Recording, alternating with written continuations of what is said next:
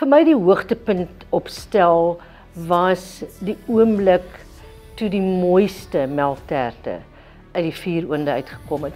Ons het verwag dit gaan 'n slagting wees en dit was heerlik. Dit was regtig interessant om te sien. En ek dink die laaste ding wat hulle verwag het, was om gevra te word om 'n regte tannie oudtydse melktert op te tower van die vuur af. 'n Tert met 'n wonderlike pronk deeg, 'n kors en 'n lieflike eiervlaafvulsel. En dan daai bruin sproete op. Dit was vir my een van die mooiste gesigte. Maar dis nie baie mense wat met vuur kan bak nie.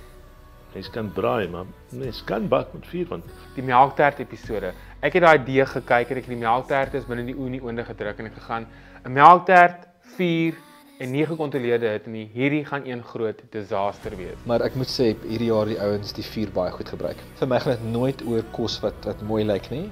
Kos wat mooi lyk is aantreklik, maar ek is 100% mal oor goeie smake. So as jy kos kry wat mooi is en lekker smaak, goed vir jou, maar ons sal nooit presentation bo smaak soort van plaas nie. So enigiets wat goed geseason is, waar produkte gerespekteer is, waar jy goeie tegnieke gebruik het en goeie smaak uitkry, dan wen jy. Trots geborg deur Toyota.